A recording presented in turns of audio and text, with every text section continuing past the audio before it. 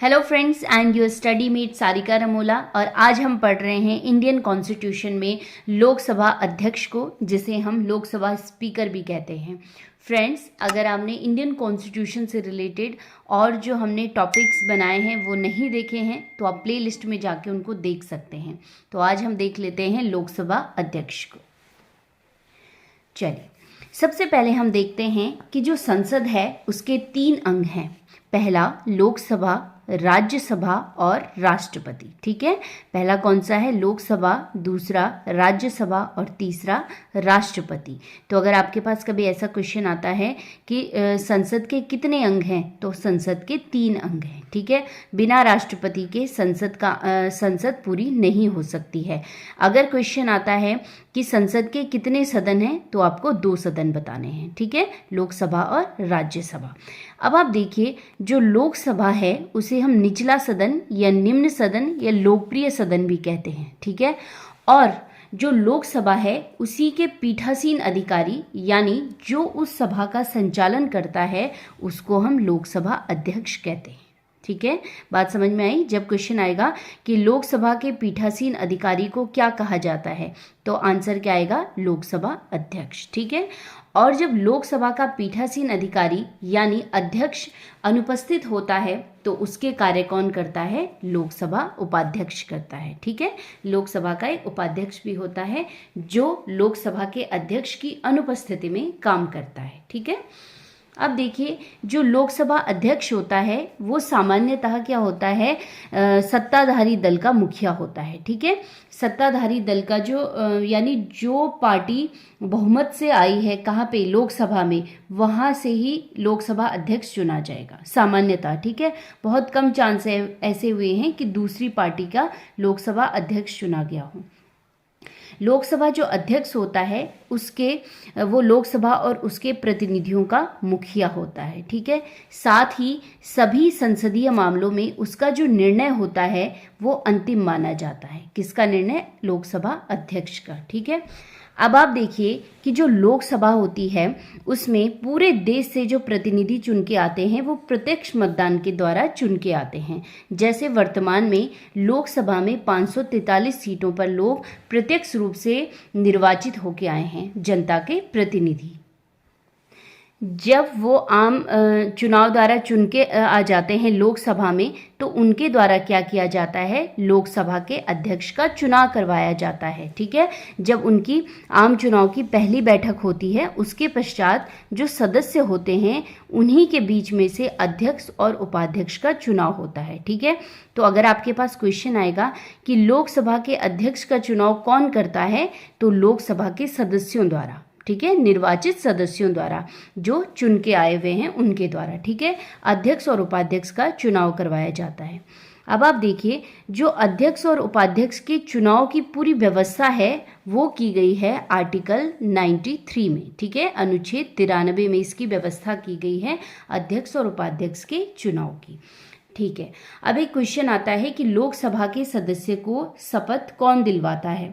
तो आप यहीं पे इस पॉइंट को ध्यान रखिएगा कि जो लोकसभा का अध्यक्ष होता है, पहले वो लोकसभा का क्या होगा? सदस्य होगा। ठीक है, उसके बाद चुनाव के बाद वो अध्यक्ष बना है, तो वो लोकसभा के सदस्य के रूप में शपथ लेता है। ठीक है, जब वो सदस्य के रूप में शपथ ले लेता है तो अब वो लोकसभा के अध्यक्ष के रूप में कोई शपथ नहीं लेता है। ठीक है, तो आप कंफ्यूज नहीं करिएगा इसमें, वो एक सदस्य के रूप में शपथ लेता है जैसे और सदस्य लेते हैं। अब आप देखिए कि जो लोकसभा अध्यक्ष होता है वो तब तक अध्यक्ष पद पर बने रहते हैं जब तक लोकसभा विघटित या भंग नहीं हो जाती है। ठीक है, तब तक वो अपने पद पर बने रहते हैं। चलिए देख लेते हैं कि लोकसभा के जो अध्यक्ष हैं उनका पद कैसे रिक्त होता है, वो पद रिक्त होने की क्या क्या कंडीशन है। ठीक है, तो संविधान के आर्टिकल 94 में, आर्टिकल 94 में 3 तरीके दिए गए हैं कि किस प्रकार से लोकसभा अध्यक्ष का पद रिक्त होता है। ठीक है, पहला जो तरीका है वो है कि वो उपाध्यक्ष को अपना त्याग पत्र दे दें। ठीक है, दूसरा, यदि वह किसी कारण से सदन का सदस्य नहीं रह पाता है, ठीक है, तो उसका अध्यक्ष पद भी चला जाएगा। अगर किसी कारणवश वो लोकसभा के सदस्य नहीं रह पाते हैं तो साथ ही उनका अध्यक्ष पद भी समाप्त हो जाएगा। ठीक है, ये दूसरी क्या है, दूसरा तरीका है। तीसरा है कि लोकसभा के जो सदस्य हैं उनके बहुमत से यदि प्रस्ताव पारित होता है तो लोकसभा के अध्यक्ष को पद रिक्त होना होगा। ठीक है, लोकसभा के अध्यक्ष का पद रिक्त होगा इस कंडीशन में भी, अगर लोकसभा के बहुमत से एक प्रस्ताव पारित हो जाता है तो। लेकिन शर्त यह है कि इसके लिए भी लोकसभा अध्यक्ष को 14 दिन पहले सूचना देनी होगी। ठीक है, तो ये क्या है, 3 तरीके हैं जो अनुच्छेद 94 में दिए गए हैं कि किस प्रकार से लोकसभा अध्यक्ष का पद रिक्त होगा। अब देख लेते हैं कि यदि कभी ऐसा हो कि लोकसभा के अध्यक्ष का पद रिक्त हो, तब जो है उपाध्यक्ष उनके कर्तव्यों का पालन करेंगे। ठीक है, कौन करेंगे, उपाध्यक्ष।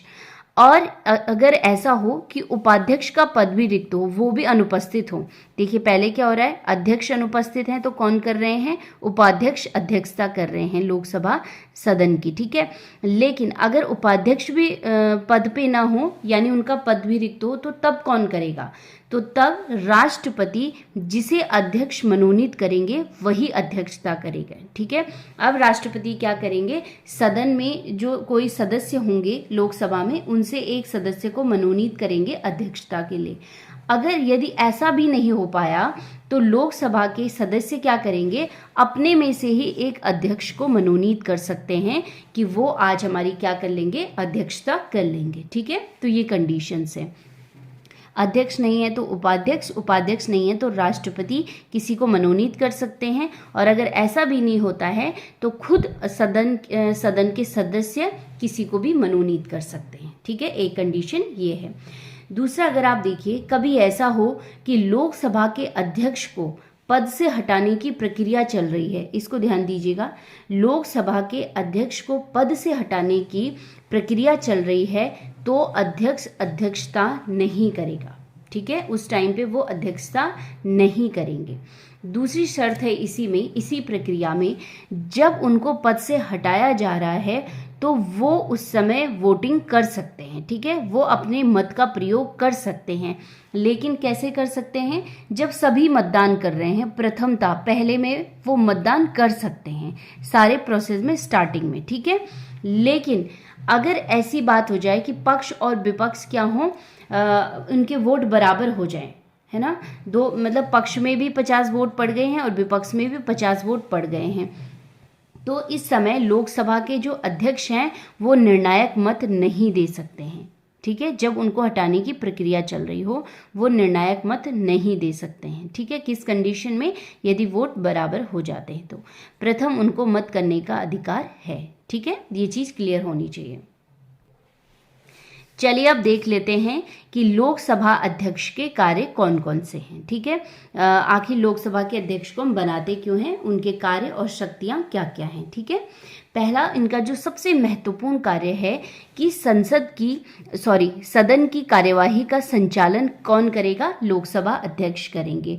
कोई भी सदन का सदस्य है उसे बोलने का जो अधिकार है, या अगर वो अनुशासनहीनता करते हैं या सदन की कोई भी नियम कानून है उनका उल्लंघन करते हैं तो उनको दंडित करने का अधिकार भी किसको है, लोकसभा अध्यक्ष को है। ठीक है, अब देखिए जो लोकसभा अध्यक्ष हैं उनका दूसरा कार्य क्या है।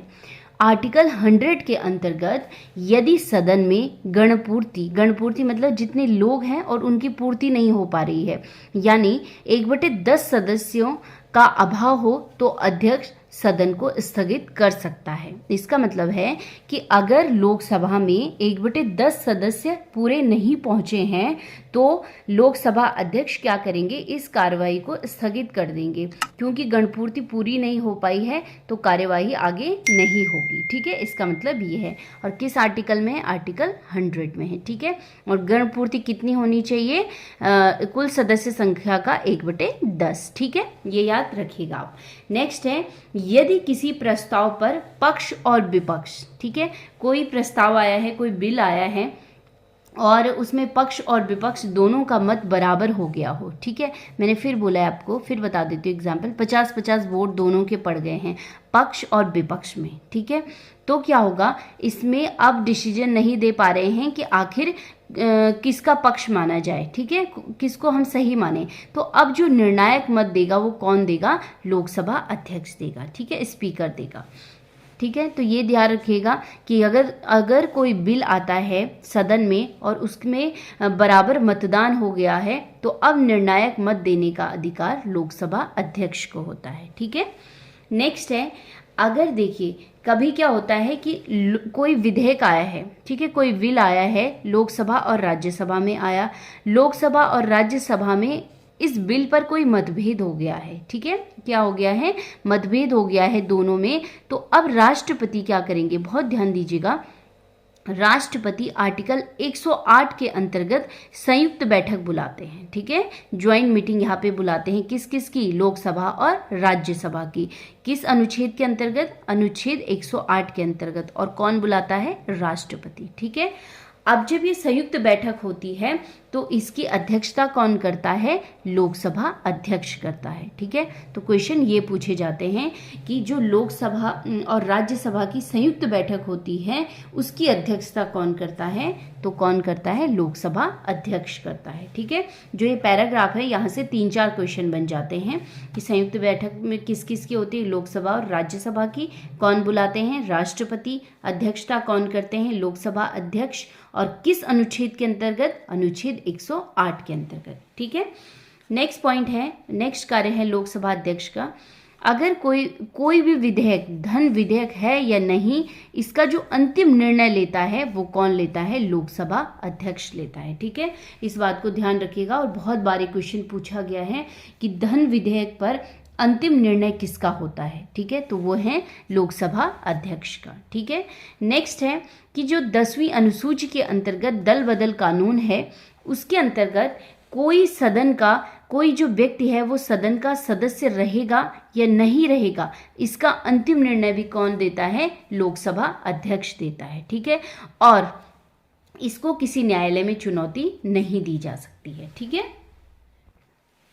अब देखिए आप, जो लोकसभा के अध्यक्ष हैं और उपाध्यक्ष हैं उनके वेतन और भत्ते निर्धारित किए जाते हैं, संसद के द्वारा किए जाते हैं। ठीक है, अब वरीयता सूची में अगर हम देखें कि लोकसभा अध्यक्ष की कौन सी वरीयता है, जैसे वरीयता मीन्स होता है कि प्रथम पद पे भारत का जो प्रथम संवैधानिक पद है वो कौन है, राष्ट्रपति हैं, फिर उपराष्ट्रपति, प्रधानमंत्री, ऐसी सीरीज आती हैं।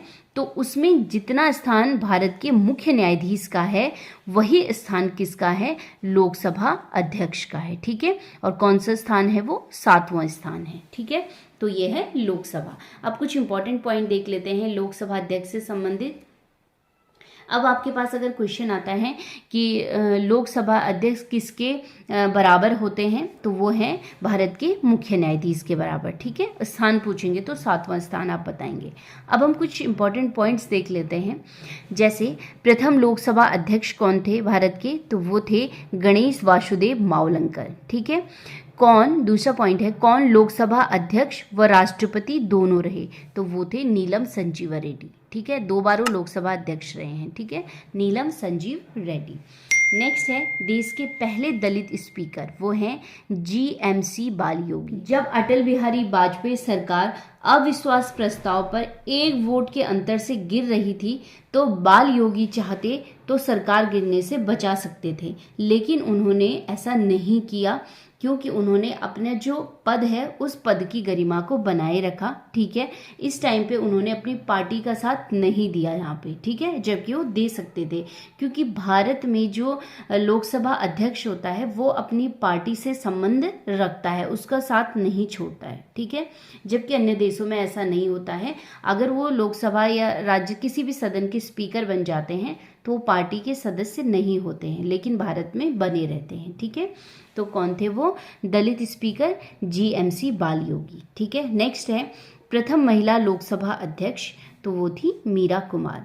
नेक्स्ट है द्वितीय महिला अध्यक्ष हैं लोकसभा की सुमित्रा महाजन। जब 2014 में बहुत टाइम के बाद बीजेपी सरकार बनी तो उसके बाद सुमित्रा महाजन को लोकसभा का अध्यक्ष बनाया गया, लेकिन इन पर पक्षपात का आरोप लगा है। लोकसभा अध्यक्ष जब सुमित्रा महाजन थी, इन पे आरोप था कि वो क्या करती हैं, पार्टी का साथ देती हैं वहाँ पर और पक्षपात करती हैं। ठीक है, नेक्स्ट है वर्तमान जो लोकसभा अध्यक्ष हैं वो हैं ओम बिरला, और ये राजस्थान के कोटा निर्वाचन क्षेत्र से संबंधित हैं। ठीक है, क्योंकि ये वर्तमान में है तो इनका निर्वाचन क्षेत्र भी पूछा जा सकता है। ठीक है, कौन है वर्तमान में लोकसभा अध्यक्ष? ओम बिरला, और कहाँ से हैं? कोटा निर्वाचन क्षेत्र से। ठीक है, नेक्स्ट पॉइंट है यहाँ पे इम्पोर्टेंट कि प्रथम स्पीकर जिसके खिलाफ लोकसभा में अविश्वास प्रस्ताव लाया गया तो वो भी कौन है?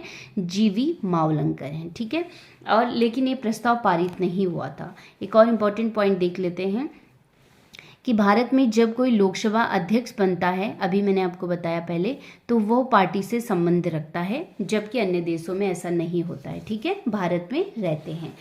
तो ऐसे जब क्वेश्चन आएंगे, सिंपल भी क्वेश्चन बन सकते हैं इससे कि लोकसभा अध्यक्ष अपना इस्तीफा किसे देता है? तो उपाध्यक्ष को देते हैं। उन्हें शपथ कौन दिलाता है? तो मैंने आपको बता दिया कि शपथ कौन दिलाता है, वो एक सदस्य के रूप में शपथ लेते हैं। ठीक है, अलग से अध्यक्ष के रूप में नहीं लेते हैं। जैसे क्वेश्चन आएंगे कि जब उनको हटाने की प्रक्रिया चल रही हो तो वो किस टाइम पे मतदान कर सकते हैं? तो प्रथम मतदान कर सकते हैं, लेकिन निर्णायक नहीं कर सकते हैं। ठीक है, तो ये चीज़ आप लोग ध्यान दीजिएगा। और जब हम लोग पॉलिटिकल साइंस के जो इंडियन कॉन्स्टिट्यूशन है, इसमें जब हम क्वेश्चन आंसर करेंगे तो मैं ये सारे क्वेश्चन उसमें इंक्लूड कर दूंगी। ठीक है, तो कहने के लिए लोकसभा अध्यक्ष एक छोटा सा टॉपिक है, लेकिन इससे क्वेश्चन पूरे ही बनते हैं, तो आप लोग इसका ध्यान रखिएगा। और जो मैंने यहाँ पे लोकसभा अध्यक्ष को बहुत अच्छे से कैटेगराइज किया है, बताया है, तो प्लीज़ आप लोग इसे ज़रूर देखिएगा, और पसंद आता है वीडियो तो इसे लाइक शेयर ज़रूर कीजिएगा। धन्यवाद।